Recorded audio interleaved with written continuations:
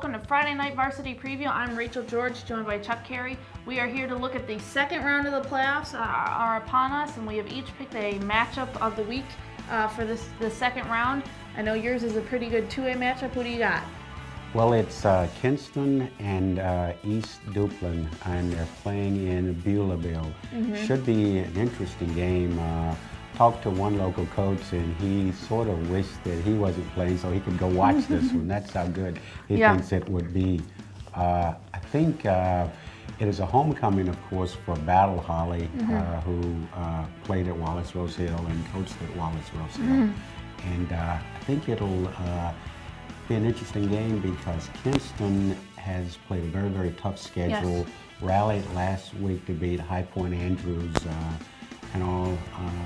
So East Duplin is an interesting team too because it's undefeated, hasn't really had any real close games. So it should be a great matchup. Yeah, absolutely. I think Kinston has been near the bottom of the 2A poll and East Duplin near the top, and I've said all season long that that Kinston's not getting the respect it deserves, and I certainly think that tough schedule is going to pay off for them against East Duplin.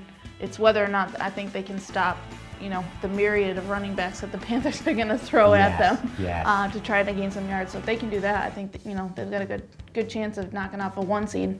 Well, my game of the week, I'm cheating a little bit and doing two because, hey, this is our show and we do what we want. Lumberton at Hoggard, one of them in the Big 4A East. Both teams 8-4 coming in. This is the round that Hoggard lost in last year in the second round and really did not have a good showing last week, winning 7-0 over 15-seeded Cary. Not the way they would have wanted to start the playoffs after winning a conference championship. The big question, I think, Hoggard's defense has played well, has gotten better as the season's gone on, and really that was the big key for them against New Hanover when they won. It's, can the offense score enough to win this game? At times it looks like they can, at times it looks a little uncertain, so we'll see. The one thing that may help Hoggard is that Cary was a wing T team, and now so is Lumberton. But I think Lumberton runs it obviously a lot better.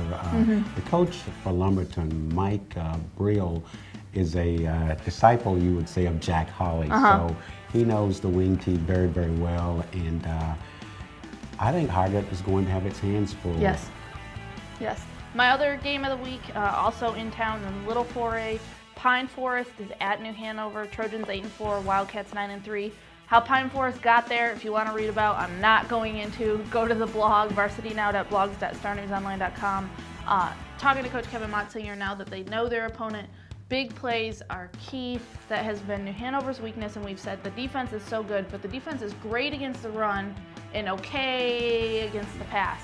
Looking at Pine Forest, quarterback Will Trower has almost 2,000 passing yards.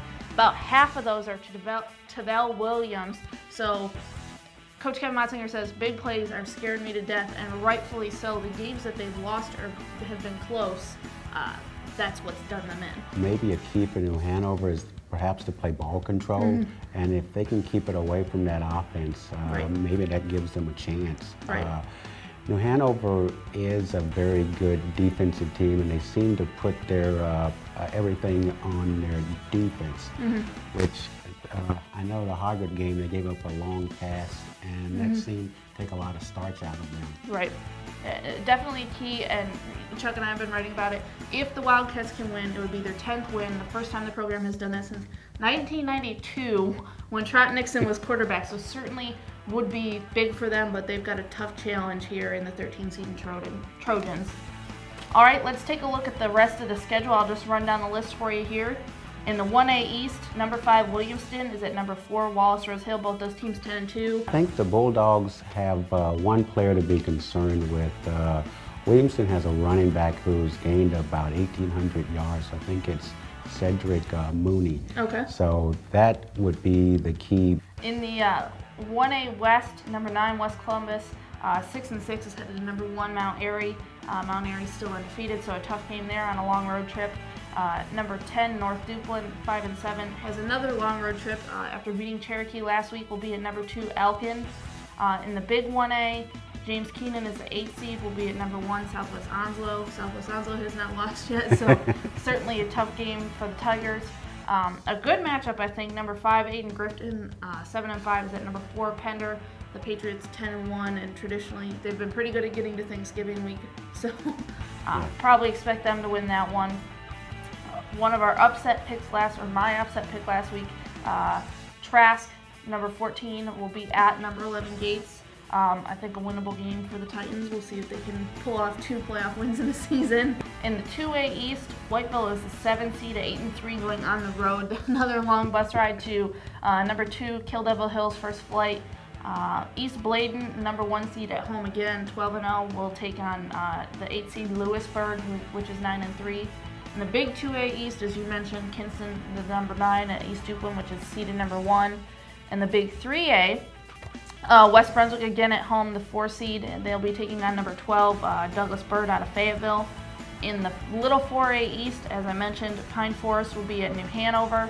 And in the big 4A, Lumberton at Hoggard. Certainly a good slate of games there. We will see who makes it onto the 3rd round of Thanksgiving week.